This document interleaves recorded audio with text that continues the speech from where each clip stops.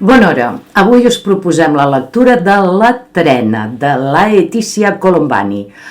Com que aquesta vegada no he aconseguit l'adaptació teatral que han fet la Cristina Genebrat i la Marta Marco, també actrius de la posada en escena de La trena, doncs ens quedarem amb la novel·la. Suposo que ens quedarem amb la novel·la. Aquest mes de març comentarem a la Biblioteca de Figueres la novel·la, esperem, i també la posada en escena. Potser podrem veure la representació el diumenge 12 de març al Teatre Municipal El Jardí. La direcció de La trena va a càrrec de Clara Segura, que també té un petit paper en aquesta peça teatral. Però qui és la Laetitia Colombani? És una novel·lista, actriu i guionista nascuda l'any 1976 a Bordeus. De moment s'ha traduït al català La trena, El vol de l'Estel, i en llengua castellana tenim Les ganadores. Les narracions que coneixem de la Colombani sempre giren al voltant dels mons de les dones, unes dones que cerquen la seva llibertat, que reivindiquen justícia, igualtat de gènere. La seva primera novel·la, precisament aquesta, La trena, que va ser molt ben rebuda per la crítica, i a l'any 2017 guardonada amb el Premi Prix Relay, La trena, reeditada i traduïda a diversos idiomes. A finals d'aquest any s'estrena la versió cinematogràfica dirigida per la mateixa autora, la Colombani. Bé, ja veieu, un exitós recorregut mediàtic.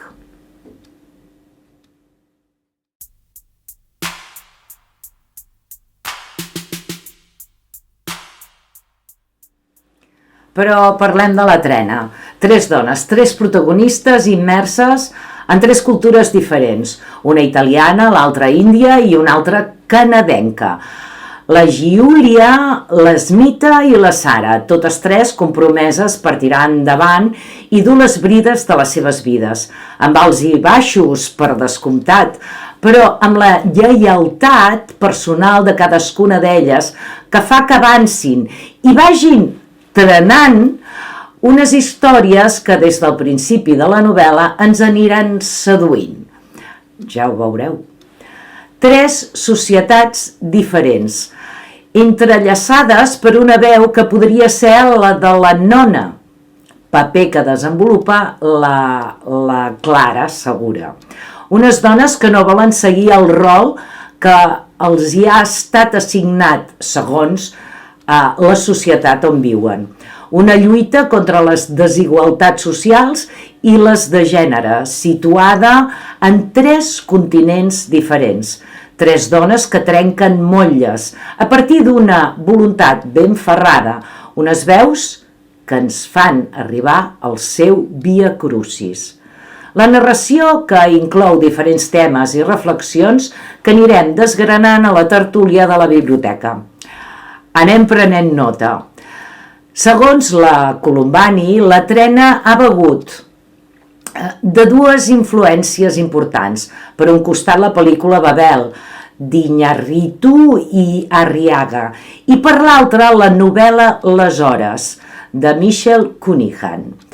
Bé, ara tenim l'oportunitat de llegir i comentar plegades La trena i també d'assistir a la posada en escena interpretada per Cristina Genebrat, Marta Marco, Carlota Olsina i Clara Segura.